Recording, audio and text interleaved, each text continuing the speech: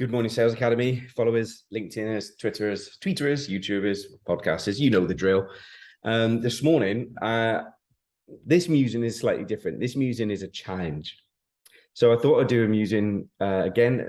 As I've said to you many times before, these musings always come up as conversations that come up with clients and friends and family and just things in life. And I thought I'd share this as a challenge, and I'm going to push it across social as a challenge to see where we go with it. And the reason being is, like, since September, and there's a lot of coaches in the industry and stuff like that.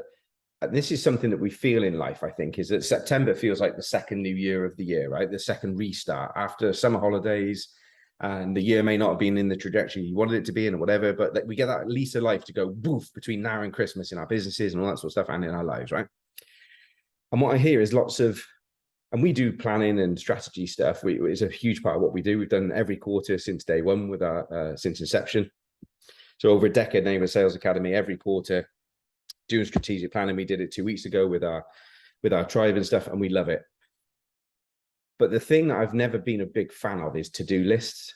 I've just never been a big fan of them. I like done lists, but to-do lists just create more of a vortex for anxiety and other things, right? It's just like, oh, I've got a list to do as well. So I've never been a big fan. I love mind maps. I love creating ideas. I love brain dumping stuff. But for me, lists they're too boxy. They're too authority based. You know, it's like a system that I have to fight inside of me, right?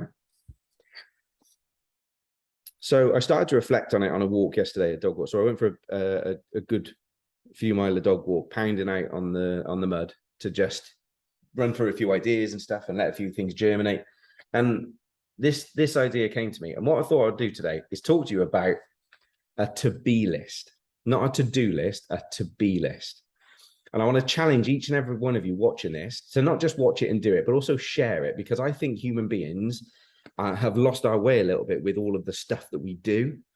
And we're so focused on being the provider and the breadwinner and doing all these different things, whether it be male or female. You know, we are literally working our butts off. What for?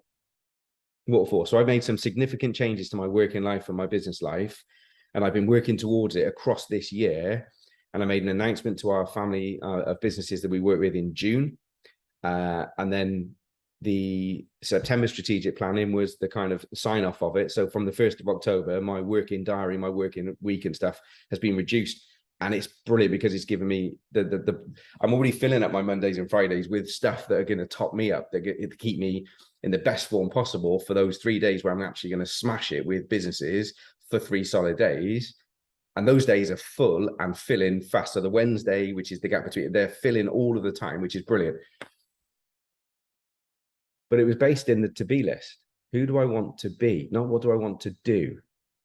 So I'll share a couple with you for me, which might help and guide you, but I don't want to guide and steer you in the wrong direction. I want you to come up with your own, right? But the challenge is, I want you to write a to-be list. Who do you want to be?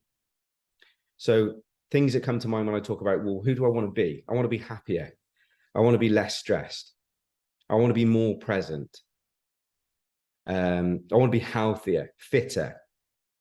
I don't want a six-pack. I'm happy with a dad bod, but I want to be fitter and healthier. I want more times on my toes, more times on the mountains, more times swimming in cold experiences that make me fitter, healthier, stronger, so I can live longer and enjoy not just my kids, but my grandkids in the future. That's what I want. This second part of my life is really geared towards living healthier and longer. So I want to be calmer. I run at 100 miles an hour. It's always been my modus operandi, whatever you want to call it. But at some point, I've got to realize and recognize that that's not always the best way. And slow me down to speed me up has always been a successful model. So I need to apply that. So to be calmer means being less frantic, to be less busy. So what does less busy look like? More organized and structured in the week. So running my business for 4 days a week across this year without my clients knowing and without them feeling any less of an impact has been brilliant, because that's taught me that I can do it 4 days a week, which is what led me to go, right, now I'm going to challenge myself to do it 3 days a week. So, and there's big reasons for this, big personal reasons for me doing this, because in my adult life, my businesses, my clients, my customers, they've got the best of me. And at times my family has got the worst of me.